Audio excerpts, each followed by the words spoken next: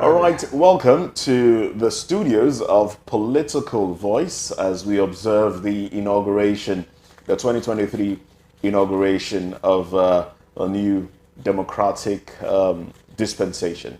That's we're having the president-elect become president. Well, right now we just saw vice president. You know, we can no longer call him vice president-elect. He has officially been sworn in as the Vice President of the Federal Republic of Nigeria. And that is the president of a short while. Bola Tinubu will also take the oath of office and be sworn in as the President of Nigeria. And then he will also sign the dotted lines and, you know, take on power formally as the President. Well, my name is Moses Humphrey. I have joining me in the studio, Elder Oduche Azi. Good morning to you. Good morning, Moses. Welcome Thank you to very the much. studio. All right, so we saw the swearing in there. So far, what would you make of the ceremony? We wish the president-elect and the vice president who has just been sworn in, we wish them well. It's nothing personal. We are wishing Nigeria well. That's really what it's all about. Of course, yes. If I take my mind back to 4 years ago, and maybe the previous 4 years, especially 2019, people who have an opposition frame of mind, people don't understand that, notwithstanding disagreements that we may have had in the run-up to any election, including this one, that most people who are sensible wish the country well. We will want, no matter what happens, for Buhari to have succeeded, and similarly, the same prayers applies to the president-elect, soon to be president, soon to be president, and his vice president. All right, so yes, we have the swearing in now taking place. Let's just go back to it. Let's go back to that one. We'll come back into the studio shortly.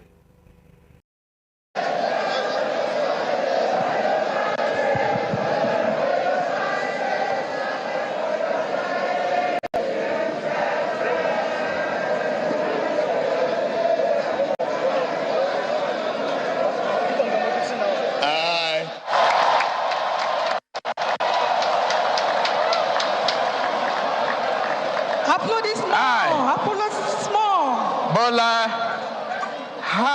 Tinubu, do some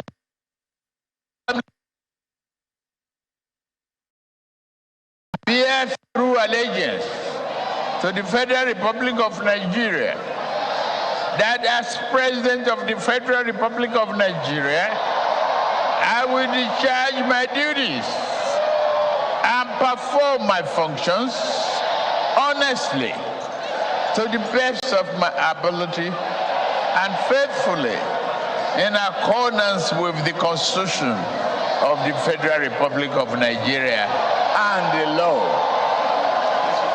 That I will abide by the Code of Conduct contained in the 5th schedule to the Constitution of the Federal Republic of Nigeria. That I will not allow my personal interest to influence my official conduct or my official decision. Protect and defend the Constitution of the Federal Republic of Nigeria. So help me God. Distinguished guests, ladies and gentlemen, please a round of applause for the President and Commander-in-Chief of the Armed Forces of the Federal Republic of Nigeria, His Excellency, President Bola Tinubu, as he takes his oath of office and sign the dotted lines confirming him as the new President of the Federal Republic of Nigeria. Thank you. C'est le moment historique. Maintenant, la prestation du serment par son Excellence, le Président de la Nigeria, son Excellence Bola Tinubu, qui maintenant prête le serment. Maintenant, c'est la signature.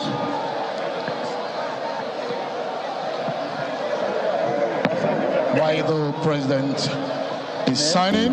The paper Just like her predecessor, signing we same heartily on paper. welcome the 16th So First he's Lady taking Federal charge. Republic of The Nigeria, baton Her has Excellency. officially been handed over to Bola Tinubu, and you know, this is a day that a lot happened prior to this time. You know, there were clamors as to, Nigeria might have, you know, it might not take place. Yes. You know, there might be an interim government. A lot of all these things came up, and the one thing that stood firm was the fact that Nigerians were not ready for chaos. Nigerians were not ready for chaos. Nigerians wanted a peaceful transition because Nigerians are peace-loving people. And here we are. We've seen a peaceful transition, you know, with all the cheers and the all the cheers right there in the Eagle Square. So what do you make of this, sir? Even if it's only 30% of Nigerians that support Tinubu, that's a lot. Because Nigeria is a large country. Tinubu supporters cannot be contained in Eagle Square. So what we are seeing out there is not a surprise. He has supporters, both members of the ruling party and those who are not. Others who are supporting him for different reasons. So the event that is happening at the Eagle Square is exactly what we expected. Now, let me dismiss this issue of interim government. That was a canard, a kite floated by the government itself. Who wants interim government? Not P2B, not Atiku. So who exactly is planning it? But they kept saying No. the DSS, they were aware of people holding DSS meetings. has never pointed. They say we have information about so many people. Name one, they could not name one. They did not. Arrest one, they could not arrest one. They were just keeping the idea was to raise such an atmosphere and cow people down. You are carrying somebody down if the person was planning on doing something. No, nobody. The people who are fighting, you told them to go to court. So you think it was a hoax? It's a hoax. You can put it mildly. They are not killing anybody. Okay. But what would have been the motive? The motive was to create an atmosphere of tension, which will give an excuse, if need be, to go after the perceived enemies of this administration. Okay. After all, we said that there was people planning, so if they needed to go on the rough side of anybody, say, we told you. But this is a situation whereby some people are still aggrieved. Dati Baba Ahmed, obviously still aggrieved, still, you know, and other people are still saying, yes, we will take back the mandate. Our mandate was taken, and it's in court. Okay, do I sound It's in reasonable court. as I'm here talking here? Yes, you do. I'm sounding reasonable, but could you perceive that I'm aggrieved? Are you aggrieved? I'm an obedient. That's the truth of the matter. But the point I want to make clear for those who may not, this is an opportunity I never knew will come up, is that it is, quote unquote, the Yoruba Omodua leadership of the Labour Party that dragged me into the movement. That dragged you into the movement. How, if I may ask? They propped up P2B, and I said, wow, this may be there must be something here. I mean, Farotimi, Adebayo, is that Adebayo? Adebanjo. Adebanjo. And Doyi Okupe, and so on. I mean, forget about all these accusations, this person, that. They dragged me into the obedient movement as a supporter of P2B. It is their very presence that made it even possible for me to support a movement because it was you're in support of them. Because of their support. Okay. I was a latecomer because I didn't want to waste my time supporting a person who could be accused of being Igbo candidate. So this is it. So I'm aggrieved, but you may not perceive it from my discussion because we're discussing about what we're discussing today is beyond swearing in, isn't it? Yes. Yes, of course. And one of the greatest problems we have is that we cannot sink our teeth into anything that Tinubu promised us. Which means that anything we tell him today about moving forward is original ideas. I think we should do this. Whereas if you had a long list, we will be so busy dissecting it. Dissecting it that we won't be having time to offer new ideas, because we had a long campaign and an election, which should have given us enough to chew on. Is it maybe we want to discuss the Dangote refinery? No, maybe we shouldn't. Okay, now let's look at the fact that cases are in court and national honors have been given already. Now he's been sworn in as the president. He is now the president of Nigeria. How do you see? We're not trying to preempt the No, we case in can't. court. Most definitely not. But what happens as it progresses in court? And if peradventure, his mandate is, overturned and then handed over to somebody, does that take away from the national honors given to him and the vice president? The point is, how much honor does the national honor bestow on any human being? Honestly. But should that be the case? The matter is irrelevant, honestly. There are many people with MON and so on who should never have smelled the honor. I don't want to talk about the bigger one, Grand Commander of the Federal Republic and so on. So the national honor, the man Tinubu is bigger than the honor. Like him, whether you like him or not. Even with the baggage or lack thereof. So basically, the honor does not in any way sort out the issues on the ground. Okay. You say peradventure if he loses. Okay, peradventure if he loses, then that would be a precedent. Somebody got sworn in and then he was removed. Okay, let's see that happen. Heaven will not fall. Most definitely. Now, they've also been clamor that if he is sworn in, he might influence the judgments at the presidential election petitions court. Do you think that is possible? Are you saying just like Buhari did when Atiku was suing him? Did he? No. I don't know. I'm sorry. That's the impression. No.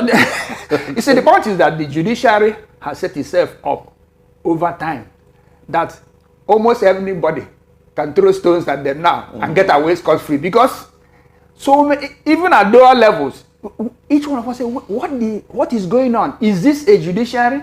And so on. The problem is that there are judges who may be Mother Teresa or whatever, okay? But we wrap them up in the same envelope. Will they be able to clean out their image in our lifetimes? I don't know about that. I don't know. Okay. So we'll just keep our fingers crossed. Our fingers crossed. I mean, keep hope alive. Keep hope alive. And as it's been rightly said, as the campaign was, renewed hope. That's what they call it.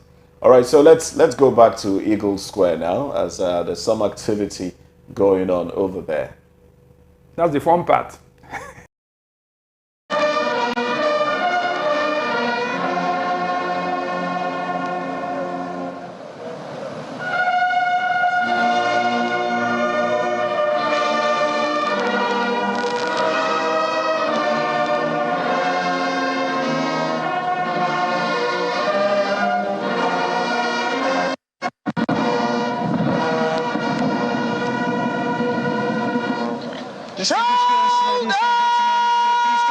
Thank you. That was the lowering of the national and defense flag done by Corporal Kalu Chigozie of the Nigerian Army and Ebu Siman Etimoa Emmanuel of the Nigerian Navy, signifying the end of a sensation, a political arena of the Federal Republic of Nigeria. And at the end of the national and defense flags, they would now proceed to fold the flag before handing them over to the Regimental Sergeant Major Gas Brigade, who will in turn proceed to hand it over to the Commander Gas Brigade, Brigadier General A.M. Umar, after which he will also proceed to hand it over to the Chief of Defense Staff, General Lucky Irabo, CFR, who would be finally handing it over to the immediate past president of the Federal Republic of Nigeria, His Excellency Muhammadu Buhari, signifying the end of his administration. We shall be witnessing that shortly. Oh!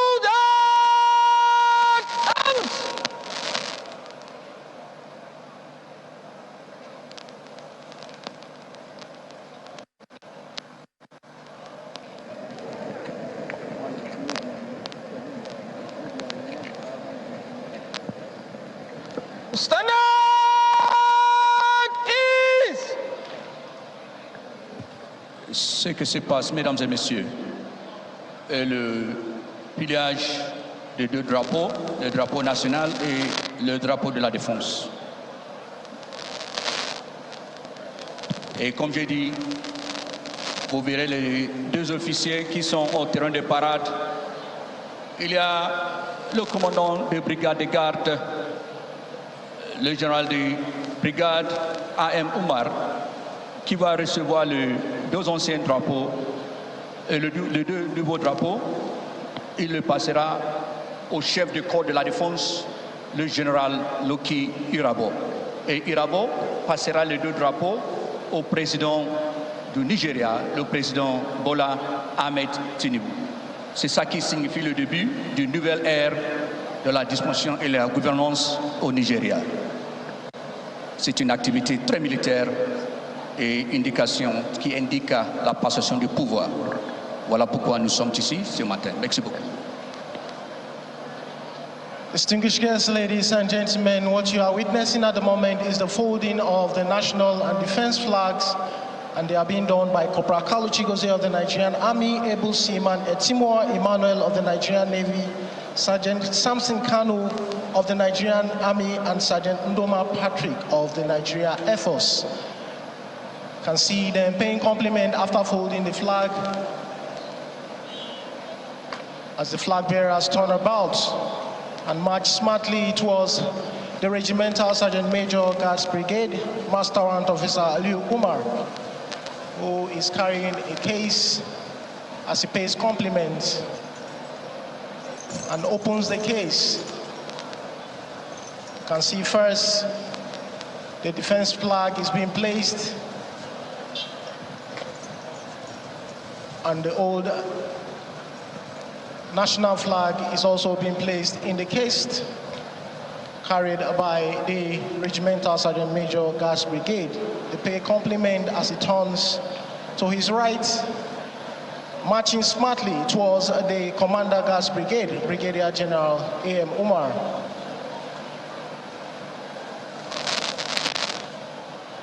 He comes to a halt as the commander pays compliment. He takes a step forward and hands over the case flag to the Commander Guards Brigade as he takes his steps backward, paying compliment. And the commander turns to his right, marching towards the Chief of Defense Staff, General Loki Irabo, CFR, who pays compliment before receiving the case flag from the commander. Le général de corps de brigade vient de passer le drapeau national et le drapeau de la défense. Son Excellence, le général Irabo, marche majestueusement vers le président. Il passera le drapeau à l'ancien président Buhari et M. Buhari passera le drapeau au nouveau président Bola Tinubu. You can see the Chief of Defense Staff handing over the old national and defense flags to the immediate past President of the Federal Republic of Nigeria, His Excellency Muhammadu Buhari, signifying the end of his administration as a new national and defense flag will be given once again to the Chief of Defense Staff. Thank you. You can see the new cased flag, the new cased national and defense flag being presented to the new President of the Federal Republic of Nigeria, His Excellency, President Bola Tinubu, who will in turn present the new national and defense flag to the Chief of Defense Staff, General Loki Irabo, CFR, as he turns about. Le président Bola Tinubu a passé le drapeau au chef de corps d'armée, le général Irabo. Irabo passera le drapeau au commandant des gardes de brigade et nous aurons l'usage de ces deux drapeaux dans quelques minutes. C'est la passation du pouvoir. Merci beaucoup. You can see the Chief of Defense Staff handing over the case flag to the Commander Guards Brigade, who turns about and proceed to hand it over to the Regimental Sergeant Major Guards Brigade Nigerian Army Master Warrant Officer Aliu Umar as he pays compliment and receive the case flag from the Commander Guards Brigade, Brigadier General A.M. Umar, who pays compliment as the Regimental Sergeant Major turns about carrying the brand new case national and defense flags to hand it over to the flag bearers as they pay compliment. He opens the case flag. And first to be retrieved is the new national flag by Sergeant Undoma Patrick of the Nigeria Air Force and the new defense flag by Sergeant Kanu Samson of the Nigerian Army. He pays compliment as they turn about and proceed to hand them over to Corporal Kalu Chigozie of the Nigerian Navy. Compliment being paid there once again as they take a step forward to receive the brand new national and defense flags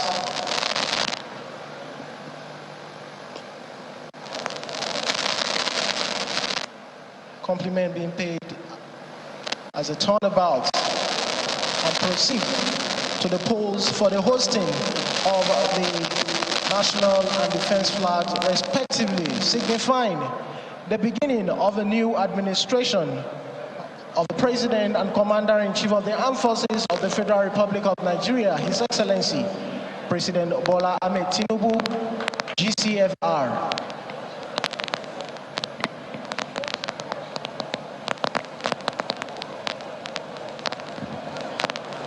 Mesdames et messieurs, vous témoignez maintenant l'hissage du drapeau national et du drapeau de la défense, ce qui signifie le commencement de la nouvelle.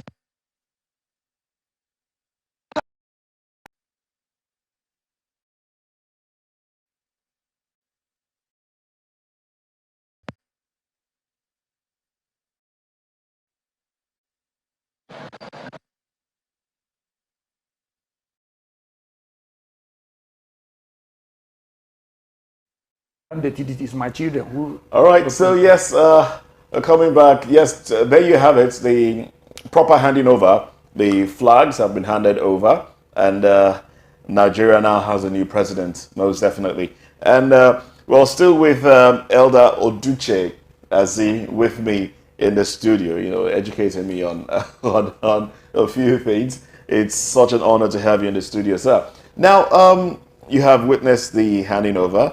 You have declared on this program that you are an obedient, but regardless, we are all Nigerians.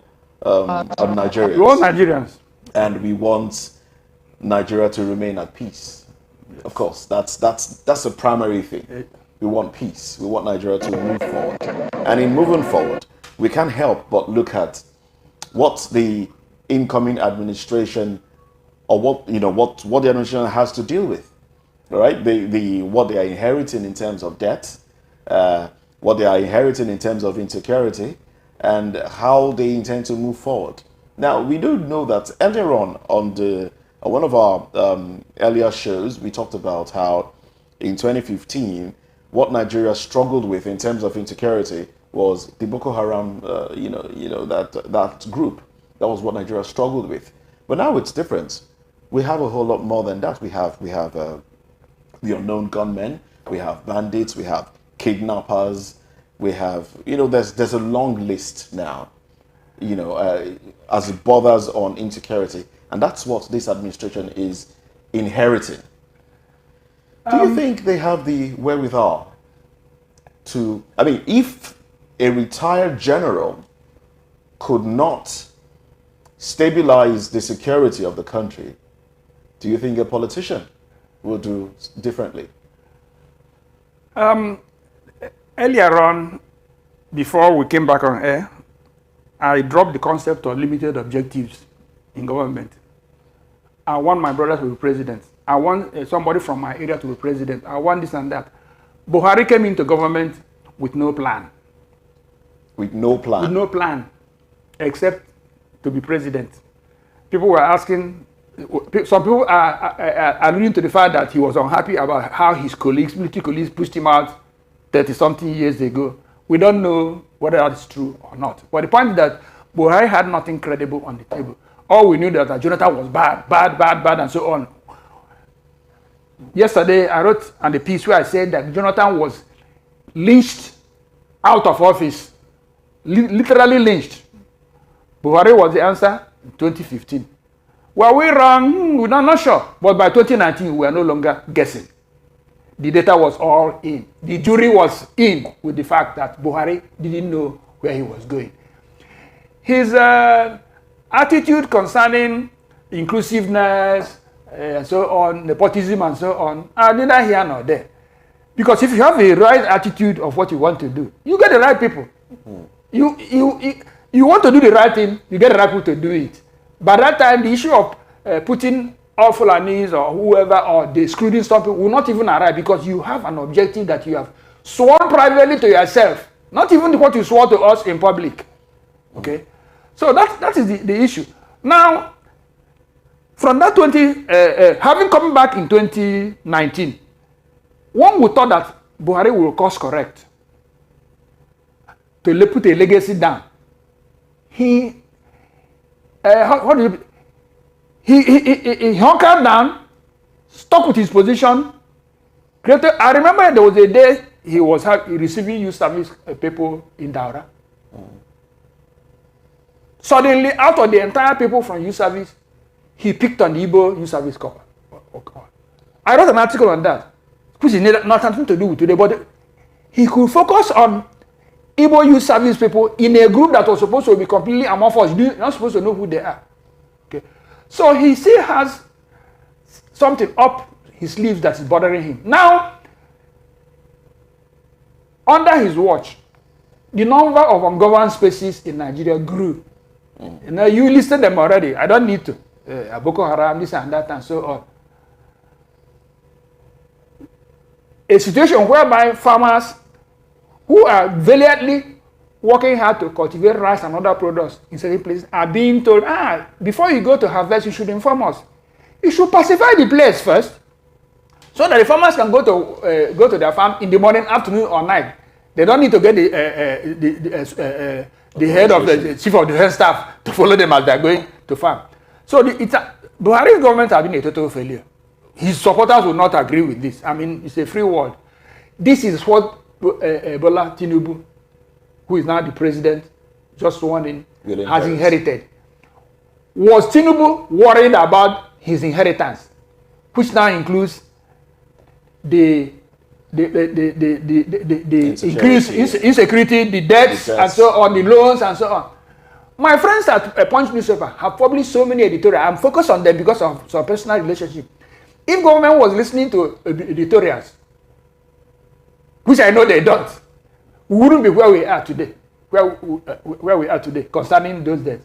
So Tinubu probably, based on the Omilon concept, may not be worried about our nation's debt and the economy. He probably believes when we get there, we shall see what we can do. Okay, now you said something that when Buhari came on, he didn't have a clear-cut ideology on paper.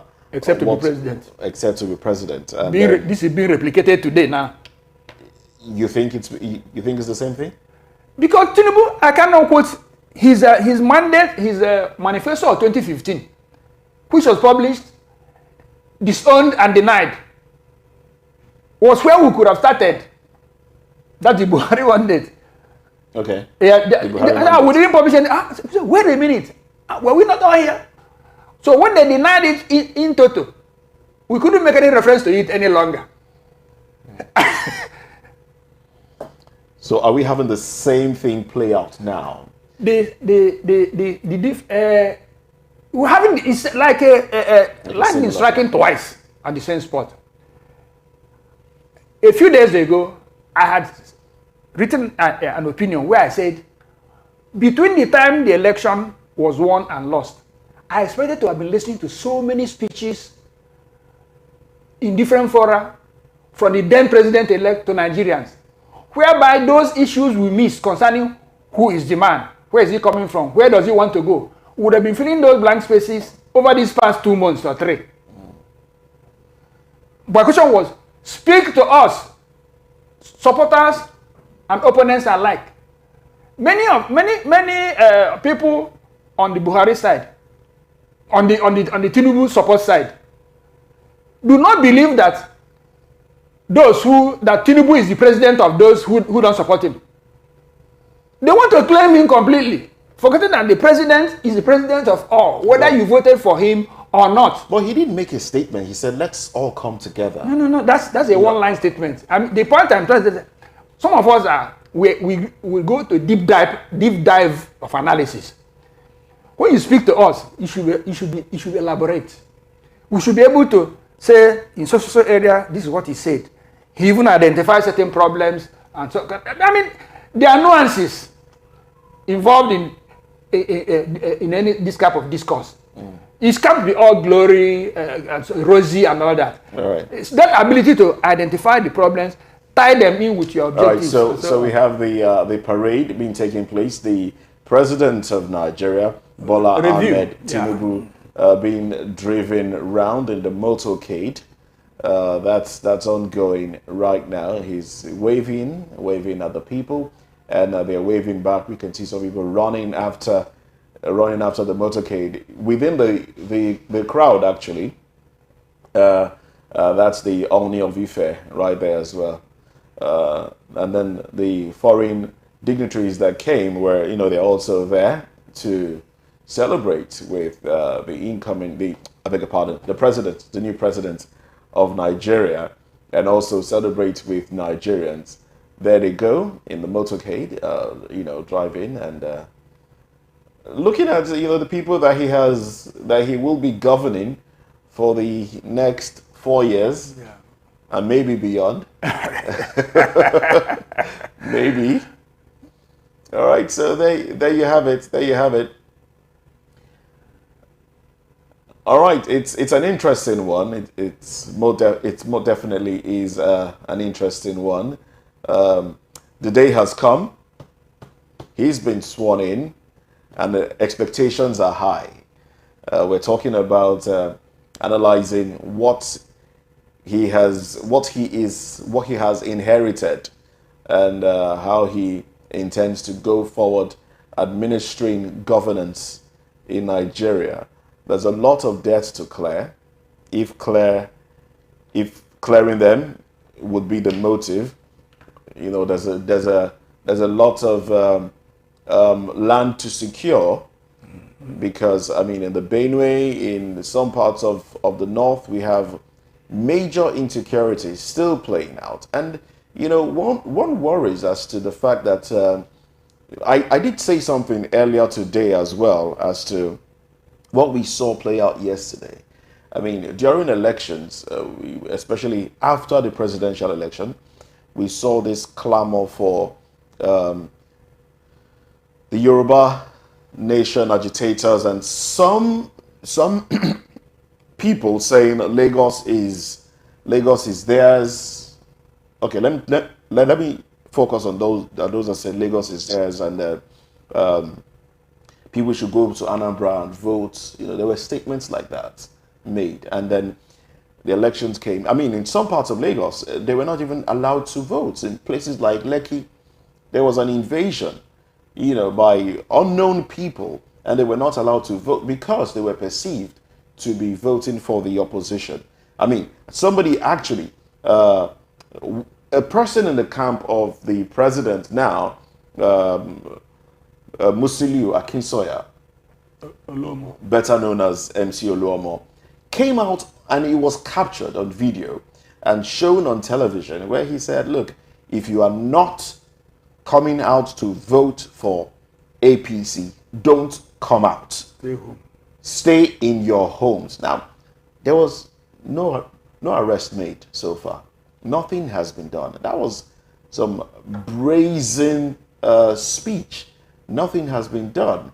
Now, And then yesterday, I don't know if you're privy to this information. Yesterday, the agitation, do I call it an agitation now? Anyway, the invasion of a radio station, a Radio Nigeria station in Ibadan, Amuludun, by Yoruba Nation agitators. At the same time as an invasion of a police station in Alausa by the same Yoruba Nation agitators, 5:30 a.m. That was when it took place. You know, it seemed coordinated to me, even though they were arrested. And you know, when they got to the radio station, they took over and they were able to broadcast for 1 hour, saying, "Look, Yoruba Nation has come to stay. UN will soon declare that Yoruba Nation is separate from Nigeria." This is, you know, they were declaring some sort of, and I was worried, like every Nigerian should be. Are we going to see another security threat breakout in this path of the nation? And arrests have been made so far, and we hear that investigation is ongoing. So we'll let the police do their investigation and see what they come up with at the end of the day. But what do you make of all of this? It was interesting that you point out the MC Oluomo issue. Those of us who write non-stop took up this matter when the story was still hot. The saddest part of it was ordinary Yoruba people and non-Yorubas, not necessarily Igbos, who are minding their businesses in the areas they lived in, whether, what's the name of this area, east of Chevron. Many of those people, they take a good look at you, say, you look Igbo, you are in trouble. And these are bona fide Omodu. So people have objection, what? Is this what it takes? I mean, when a Yoruba man has to prove to somebody else, and he is unsuccessful in doing so, that he is Yoruba, you try to convince them. First of all, some people couldn't say, why should I have to prove that I am? Although I know I am.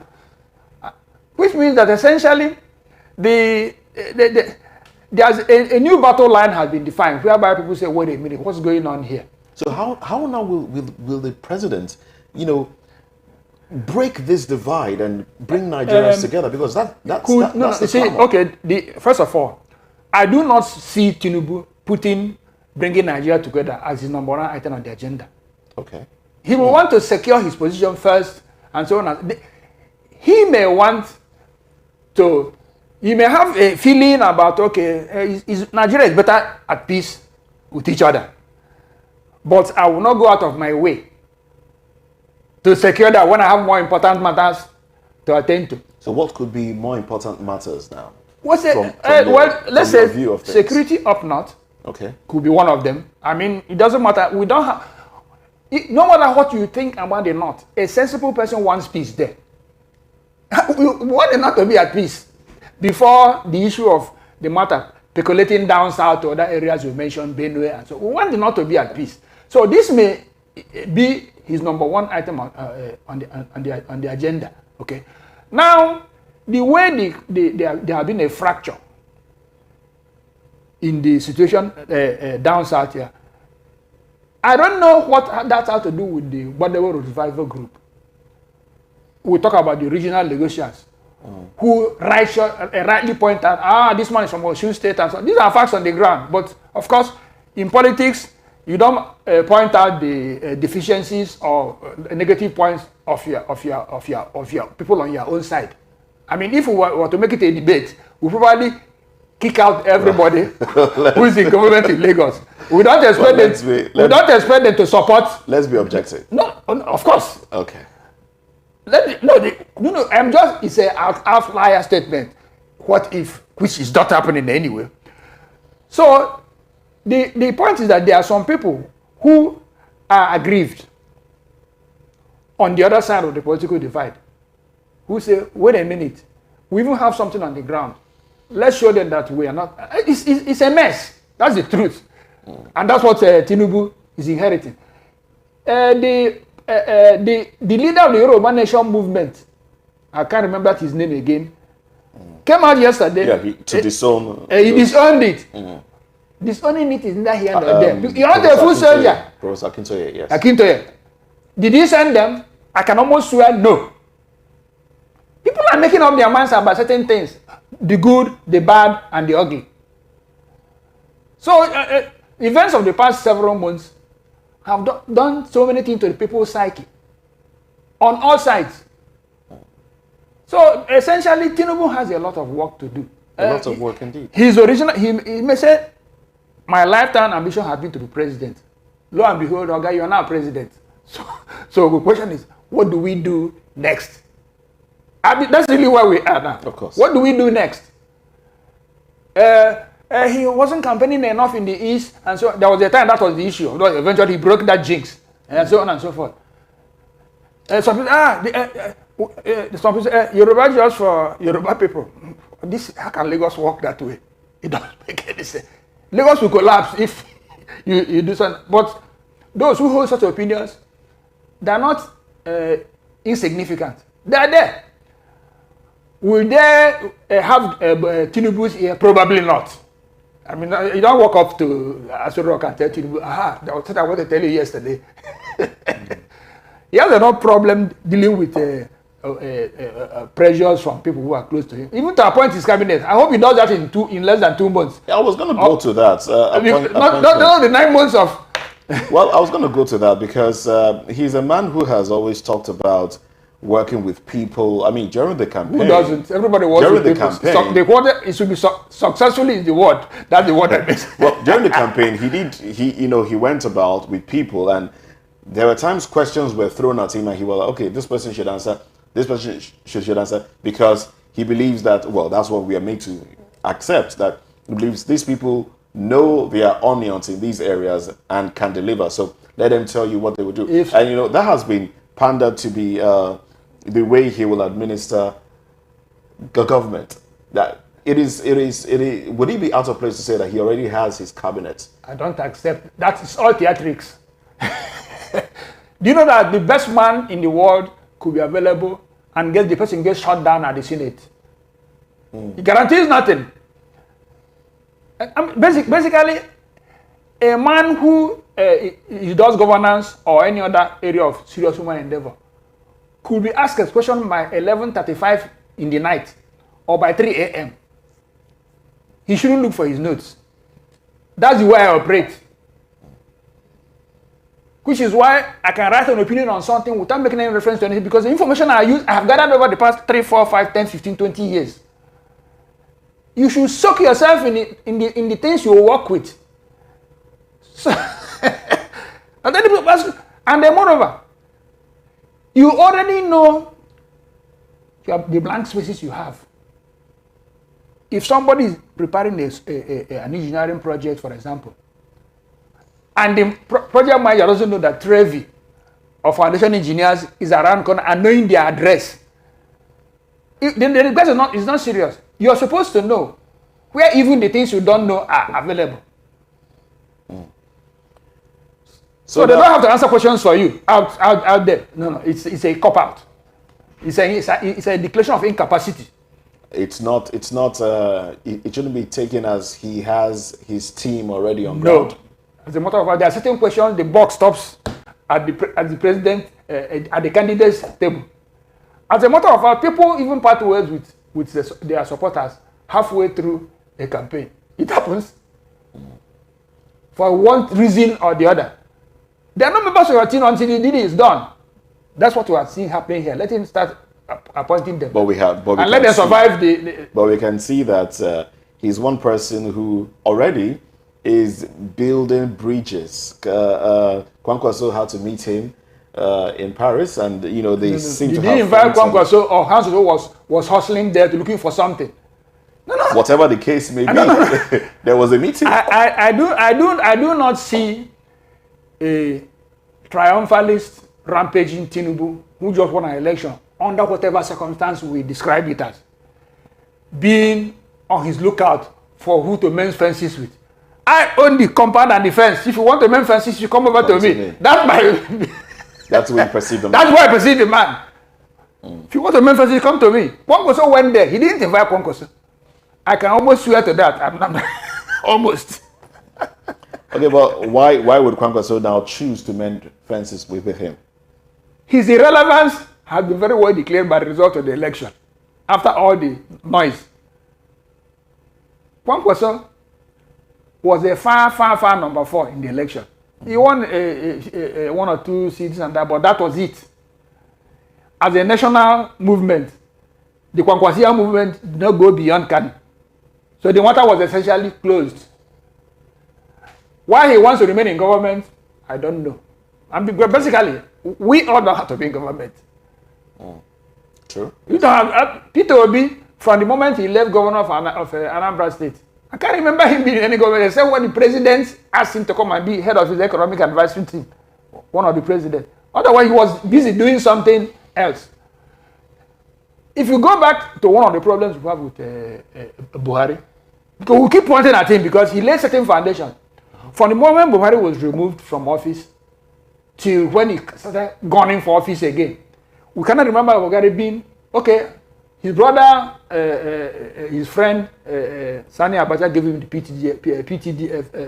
PTF job.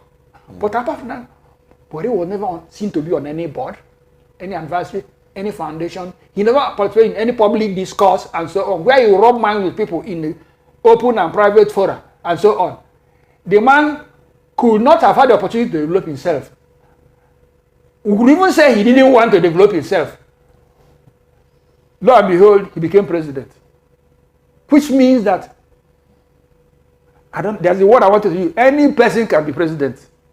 Well, I don't think any person can be president. No. I mean, and Nigeria wouldn't mind. That's But in talking about the perceived character of the man, to Tinubu, and how people tend to, want to work with him, we've seen a case where Ambode, who was a one-time governor of Lagos State, he had a fallout with him, in 2019, and then left the country. But just before his inauguration, Ambode has returned. Should we now say that fences have been, Okay, can you define return? Well, he's back in Nigeria. His country. Ambode doesn't have a Guinean passport to hang on to. Who has a Guinean passport? Well, they said that Tinubu has one. Let him deny it. No, it's out of my hands. Let him deny it. Ambode is a Nigerian. He loves Nigeria, probably loves Nigeria. Is dual nationality a problem? I will leave Olisa Abakoba to handle that with his colleagues and the rest of them. Let me not bother. People ask me, are you a lawyer? Let me answer it, no. All right. All right then. Okay. But going forward now, what do you think should be topmost on the table of the new president of Nigeria? Aside from putting up a team together. A Truth and Reconciliation Committee on our finances. All the loans, I don't see this happening anyway, but shot in the dark. All the loans that Buhari and government took on behalf of Nigeria in the last 5 years. Let me leave the earlier 3, because that time he was still trying to find his feet. The last 5 years should be thoroughly scrutinized and published. And we know what our commitments are, how do we get them, and then the overhand should be very clear. Because I have grandchildren. And so if I'm not worried about myself or my children, it is them that we're leaving all this mess for.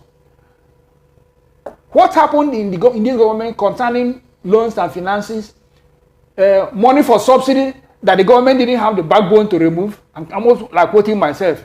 You asked for loan to pay palliatives for a subsidy you didn't have the backbone to remove. Why discuss it? If you have no plans and so on. And then you make certain statements as if you are giving instruction to the incoming government. The government should have kept their mouth shut and leave Tinubu to decide what his policy direction are, especially fuel subsidy. Fuel subsidy is not a standalone. It has to do with our finances, and so on and so forth. Suddenly, this government had discovered the urgency of settling judgment debts. It's highly suspicious. Of course, yes. Judgment debts have always been there. You disown all of them. They haven't paid him now. They come his own. No. He has a judgment debt. They have not paid him. It may appear irrelevant, but just to show you that you compartmentalize what you want to do, and then how and when they are going to pay some of these debts based on the new things that were passing through the house. And moreover, who says that a judgment debt is a matter for parliament? I didn't see who to ask because I was scratching myself. Say, if there is a judgment debt, is it a matter for the house to discuss? Between the Attorney General and it's an executive issue. So I mean, this is great. So Tinubu could face the issue of streamlining our finances first. Not reducing it, he can't reduce it. Streamlining it so that we know exactly what is happening to our money, which ones are off and which are on, the ones that need to be investigated. Like the 27 trillion ways and means, so on. The ways and means happened over a period of time. And reconciliation of those things are supposed to occur on a continuous basis. But because they want to hide the Buhari government wanted to hide the facts from us. They will borrow money from the World Bank, announce it, use it, or misuse it, then borrow 3 times that amount from the central bank without telling us. And then suddenly the day before they want to go, they want to shovel the whole thing into. Okay. We now it seems suspicious indeed. It's suspicious. The question is, what's the hurry? That reconciliation could have been, if it wasn't done before, it could have been done later by any subsequent administration. They will find fault and so on. Oh, they didn't do right here, but they want by pushing it in. Tinubu should reopen all of them. Will he have the guts to do that? I doubt it. Well, we'll wait to see. It's how we continue with where these people stopped. It's vital for our national economic interest. Because if you don't reopen those matters, tidy them up, put the matter out under the sun. The Floridians say sunshine legislative, where matters are out in the open for everybody to see. Okay? Then it is possible for us to avoid continuing along those pitfalls. Loan moratorium, I mentioned Punch and other people, but I've been writing so many editorials say, stop this issue of loan, it's enough. Let us find out what exactly is going on. Anybody who says we must always borrow what? You borrow $10 billion, $2 billion, and then bring a $1 billion project. What happened to the remainder? So you keep sandbagging debts that have no relationship with it. I've written on railways. I've written on railways from my experience and the exposure to the mining operations in other parts of the world, US, South Africa, and so on. The importance of the railway system for movement of heavy materials in bulk from point A to point B and so on has been something on my mind, and I've been writing about it to see. So when they say, we want to increase the railway from Lagos to Kano, of course it's a positive thing, but being positive is not enough. Let's see the details. Then they stopped it at Ibadan. The people in Ibadan don't want a railway. They are used to driving to Lagos. Not that they couldn't enter a train. But the railway is not just for commuting, it's for goods as well. Where did I start? I said freight. Do you want to discuss the East-West Railway? No, we don't want to go there. It gets too complicated. Politics will enter there. All right, let's. You said something earlier. I'm going to take up on that one. By the way, let's also let you know that some of the guests have started leaving the Eagle Square, heading to the Nnamdi Azikiwe International Airport to head on to different destinations, maybe out of the country or maybe back to their different states. Yeah. We can see them moving already. So it's been done. A new administration has started work, and yes, they did say the wife of the president, now the first lady, Remi Tinubu, said we don't need Nigeria's money. The family is blessed already. Yes, we know the family is rich. already blessed, and she said in a speech. Yes, in a statement made. No. Does she want us to add to flesh up that statement, or we just leave it let the sleeping dog lie? Would you like to flesh it up a little bit? We've been accusing the man of being on the take all this while. Different levels of being on the. I mean, the trouble with Ambode, if you go to Ambode, when you are taking more than you deserve, more than you are entitled to, and so on, and that's part of the accusation that is being levied against you. I mean, a matter because it remains an allegation until those who are supposed to take it up, take it up. If it doesn't take it up, it remains an allegation till the kingdom come. So tell you that they don't need anybody's money. They don't need Nigeria's money. Is it a confession of fellow Nigerians who've taken enough? And then it's a question. It's a question. No, but basically, let me leave it at that. We've taken enough. We don't need any more. We've made our own money. We don't need your I don't want to discuss that. You couldn't have made your own money. Somebody says nobody makes $1 billion. I'm quoting one of the senator, congresswomen in America. If you make $1 billion, you must have done something things wrong. Either you didn't pay people well, you didn't pay your taxes, and so on. Or can't you contest that? Nobody makes $1 billion. You take $1 billion. That was oh dear. All right. No. Now let's look at in bringing Nigeria together now, which is one of the things that we hope that the president will do. Do you see? I mean, the governor of that's Charles Soludo did come out to say that he would like Tinubu to release Nnamdi Kanu, drop the cases and release the man. Do you think that will that will be something that might ease tensions in the southeast? Do you think that's something that he might attend to? Let me rewind a bit. Many political players who are wearing the cloak of I'm an Igbo man. Professor Obi Nwakama called them fake Igbos. They speak Igbo, they have Igbo names, but they are not Igbo. He calls them almost like Pontius Pilate, living in a place, governing the place according to rules made somewhere else. If the mass of Igbo leadership, the elite, which is made up of knowledgeable people with heavy financial covenant, there are so many people there, as people say.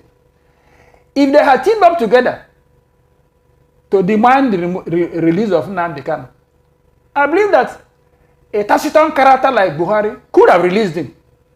But there is no unity of purpose there. Some people believe that taking a position against Nnamdi Kanu, who does not necessarily control Igbo youths, that taking a position against him puts them in good light with the government. And then Buhari, who sees himself almost like a caliph, does not see why somebody like me should release Nnamdi Kanu. After all, I have my own supporters who have Buhari supporters have their own strong beliefs too. No, he holding that. So basically, he's playing on both sides. So if your supporters believe that Nnamdi Kanu, over and above all other criminal elements in Nigeria, is the person that's supposed to remain in detention despite the court ruling. Okay, we may probably go to the issue of courts later. Despite the court rulings, that you hold him, and the Igbo elite are lukewarm and uncommitted in that demand, why would he release him? So the question now is, will Tinubu now steal his thunder? Tinubu can make so much headway by just releasing Nnamdi Kanu tonight. It will put a shame on the face of all those who regard Nnamdi Kanu as their problem. I mean, they regard Nnamdi Kanu as their problem.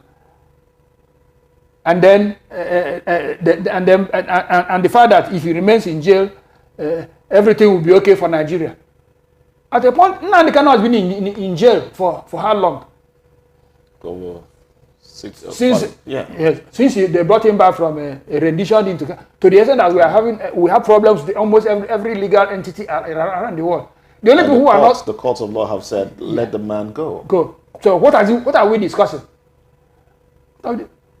it's an ego issue, and the fact that knowing where Buhari is coming from, that's why a day is supposed to have a judgment day, ask for another 6 months. Okay, so but now, do you think that the new president might just do that Tinubu, as a way of keeping Nnamdi Kanu in jail, especially against the ruling of the law, because at the point people say some of the because they didn't want to commit to supporting Nnamdi Kanu. You don't have to support him. All you say is let the law take its place. But the idea was that if you say anything that is in the area of you are supporting him, and then you get into the bad books of the government. Of the government. No. You want to get into the good books. You're not necessarily. The point is there is so much hedging. People hedge too much. You are there, nobody knows you, nobody cares, but you want to make a comment so that they remember you in your kingdom. In essence, from what you've said, apparently Ohaneze and Igbo politicians have not been together. No. You see, Nnamdi Kanu is a person. Many people, the first time I listened to Radio Biafra, Buhari was the person who directed me to it. They kept on. How did he direct you? Because they kept making statements that Nnamdi Kanu is broadcasting. Say, why are you listening to him? No, for months and months. One day I said, okay, this radio that Buhari spends, I said, we paid you to run this country, not to listen to the content. So I had to go look for Nnamdi Kanu after several months to say, okay, is that what they said? And I tuned off again. Government spent time listening to Nnamdi Kanu. Me, the so-called Igbo man, Biafran, I wasn't listening to him. They are listening to him, and they are telling me what he said, which means they are rebroadcasting. It was in their interest to keep that fire raging. The Igbo political class... It was in their interest to keep in their own interest. How do you mean? Keeping people at loggerheads and so on. I mean, the point is, disunity in the Southeast, disunity in the South, was in certain people's political interest. It distracts from other failures. Let me go back to the question. Asiwaju, Tinubu, can steal everybody's thunder by releasing Nnamdi Kanu tonight. Say, what the heck? And then now, I can allow you to deduce what it will do to the atmosphere, the temperature of political agitation, whatever, in the Southeast. If it was to happen tonight. All the problems will not vanish, but where do you see the tempo going? Up or down? You answer that. I'm interviewing you now. The tables haven't turned. The tables haven't turned. It will calm the things down so much. We'll have other disagreements. I mean, if I were to talk on behalf of, the Southeast, my agenda is full. I mean, basically, the point is that most of the time I analyze on a global basis, which is why people like Hussein doesn't follow me. All right, let's. No. We discuss some of these matters at times on radio. Okay. Now, going forward now, yes, it's still, I think, activity is still ongoing at the Eagle Square. We see the parade there, but we'll have to gradually close the Political Voice studio. But this broadcast of the activities at the Eagle Square will continue, as we'll be bringing you more programs coming up shortly. Now let's look at, if you were to set an agenda for the president now, what would be the first few things? Let's say the first five things that you will put on his table for him to attend to as his agenda.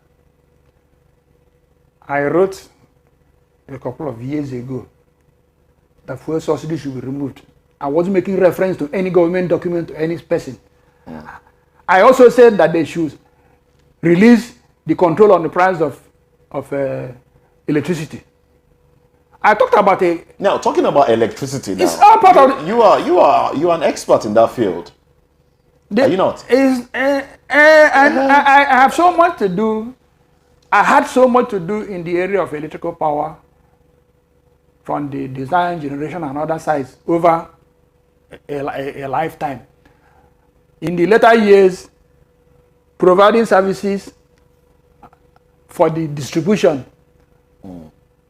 of unavailable electricity, because probably we have two problems: poor distribution network, which the owners of the system are not interested. And the NEPA people are just out of this world. Then the fact that they had nothing to distribute. This goes. Okay. The privatization that occurred and the way it occurred has not addressed all the issues. I don't think the government was even in a position to fully understand what it is that they were privatizing. Am I in support of privatization? People say no, but I'm in support. Because the idea is that a country that came out of a war, Liberia, this and that, could solve their power problem out in 5 to 10 years. We've had 50. We've had 50. The impression is always, oh, we have a problem. There's no problem we have in Nigeria that the people of Sri Lanka have not solved, Indonesia have not solved, and so on and so forth. But the point that the government wants to control the commanding heights of the economy. You know where this statement came from the military. Commanding heights. To be in charge of everything, including things you do not understand. Let's go. I've written about what happened. We build a power plant at Azura. I don't want to mention power plant. Azura was, the terms and conditions were very clear. Neither the suppliers, nor the government, nor the consumer could meet those conditions. I even proposed, can you allow the people of Anambra State to build a transmission line to take away all the power in Agora? So these people know one, because we were paying, take or pay. You know, you don't take, if you don't take the power, you pay for it. Okay, we are stuck with the take or pay, which ended up in the cost very, very embarrassingly for everybody. People cannot make investment decisions because there's no power on the basis of which to make those investment decisions. If you suddenly have 200 megawatts of spare power going into a Nnewi, for example, and Onitsha Bridgehead Industrial, and people can retire their power generators for 6 months, the kick in the economy will be like 40%. It will be massive. No, you have not sold the generator yet, though, because you can. There are some heavy generators that people have that I know that if you sell it, some country like Gambia, it will be a base load for them. The kind of thing you use in Dangote sugar at Akwapa. If they have power, they will retire the entire power infrastructure. I know my colleagues at Cabri, Nigerian breweries, Guinness Oba, who maintain a huge pyramid. Power, the director sits on the board, the man in charge of facilities, power and all that. People lose their jobs because you didn't hedge. Maybe they said this is at 10 naira. You could have gotten a long-term contract at 15 naira. Of course, you get accused for getting a cut. Okay? But if you didn't do it, they say you should have known. These are actual stories. Somebody lost his job at Cabri because he didn't hedge positive. This is the life we are living in. I was a consumer of gas at a point in time. I was at an event in Sheraton the day that GasLink was opening up their metering station. Shembele Noyibo, the vice president, Atiku, and a few other ministers were there at Sheraton. I made a proposal then. I mean the public part of it. Not that nobody quoted me, but I have my records of what I wrote. Okay. I said, Nigeria should be able to take gas to Sokoto, Maiduguri, Kano, and so on, so that people can make the investment decision based on the fact that gas is available. It's available onto them. Chamberlain Noyibo, a whole group managing director of NNPC, told me, but it's expensive. I said, goodness sake, we transport things by train, by rail, which one? People don't understand the pipelines are just a means of transportation. How can you explain that to somebody who has an engineering background? No, I get embarrassed by the kind of things I see every day. But let's not forget that former President Muhammadu Buhari signed a bill allowing states to, produce, transmit their own electricity. Why didn't do that in 2016? I mean, the facts were all in. I mean, if a president follows a bill with dedication and understanding, the American Buhari doesn't understand till tomorrow. Let's not give him too much credit. Okay. The Americans doesn't understand. But assuming that he followed it, okay, this issue of power and that kind of thing, and they push it. By 2017, we would have decoupled, devolved all those things, and we would have been seeing the result by the time he's leaving office. So many things that Buhari them are doing, sign this, sign that, is they want to find themselves on the correct side of history. You think that's why they're doing things in a hurry? No. Do you think you can kid us? If you do something at the last minute, when you had 8 years to do it, and last minute, people have been complaining about it, let me sign it. And they say, let me leave me alone.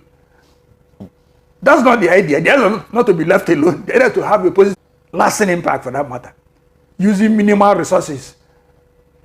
I mean, if you have to do a project of 5 billion with 20 billion, that's not a positive thing.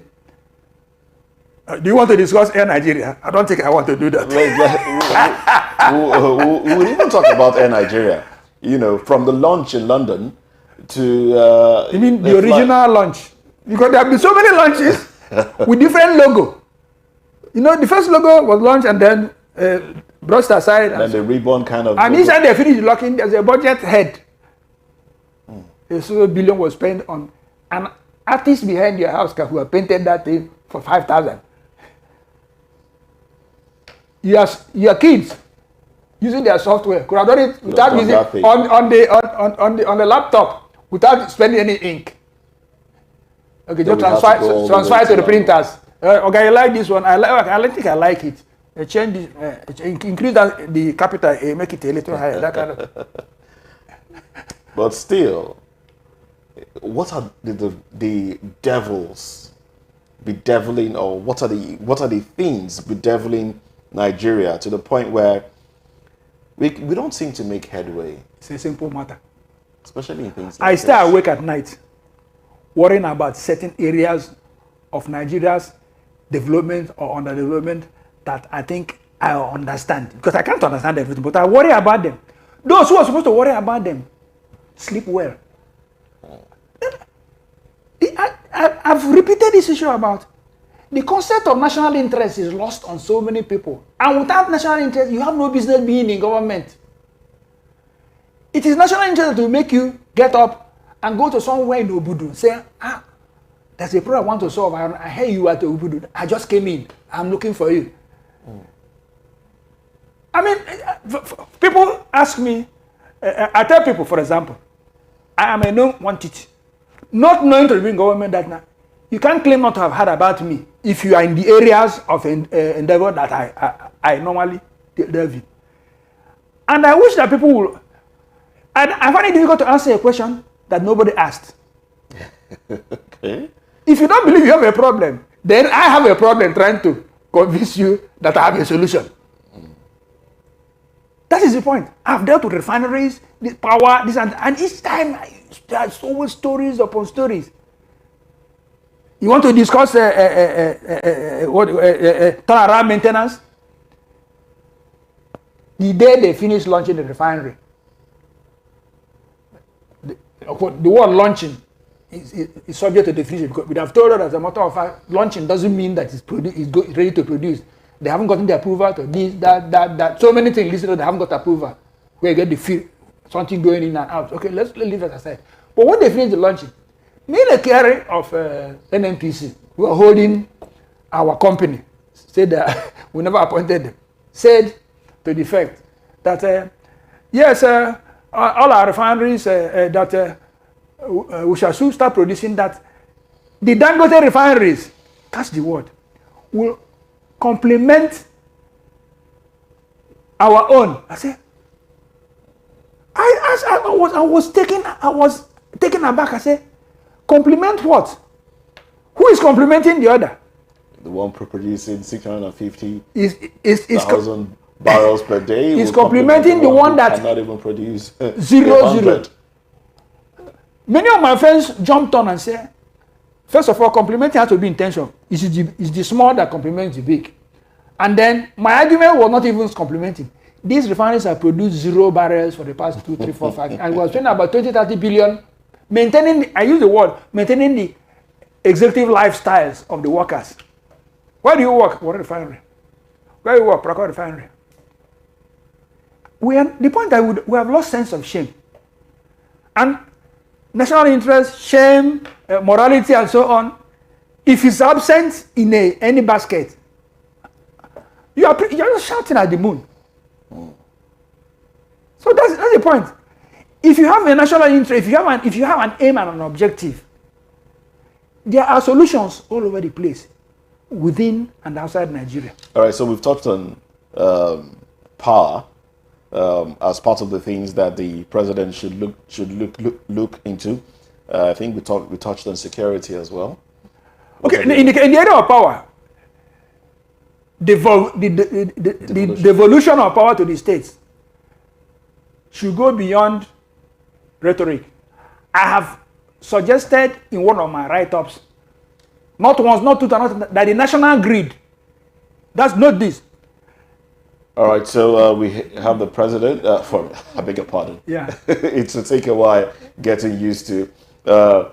Former President Buhari, with the wife now, walking away. They are being escorted. Yes, they're being escorted out of the Eagles Square, and the military there giving the salute, showing respect, to one of their own. And some would argue that has he ever taken off the toga of a military man? Well, some would believe that that air still around him. I mean, it was around him all through his administration, where he made some decisions that may not have gone down well with a lot of people. The toga of a military leader, especially in the undemocratic setting from which he started governance in Nigeria, I don't think it will ever leave Buhari. As a matter of fact, I believe that all that time Buhari remained almost like incommunicado outside the government, was probably part and parcel of the fact that he wanted to deal with Nigeria on his own terms. Basically. The way you make it sound. on his own terms. And if I come out there, they say, "Oh, welcome, okay, sit down. This is your own seat." Where will be?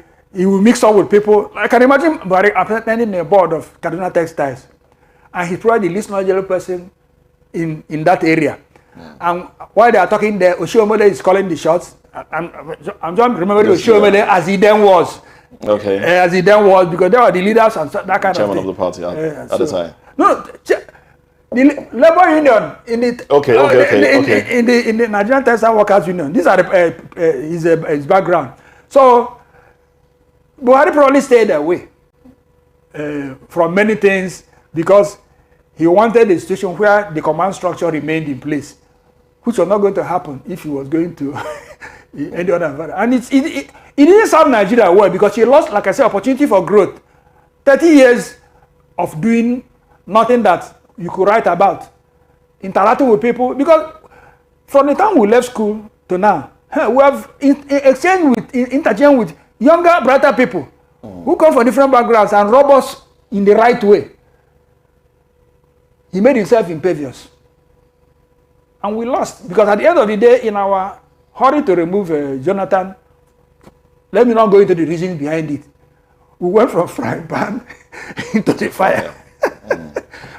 I used to tell people, there are 10 people at least in Katsina State who have made better president than Buhari. So it's not a matter of getting a certain president.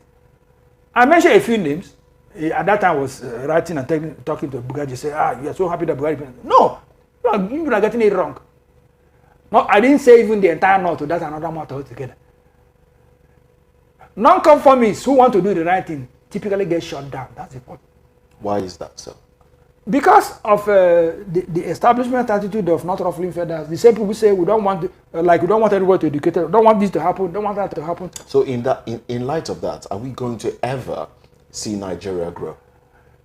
Our lifetime. In our lifetime, it's a very difficult prospect. It's a very difficult prospect of things changing position. For example, if in one generation you have a crop of educated Northerners who outnumber the old brigade, outnumber them, It's a game changer. They don't want that's what they don't want to happen.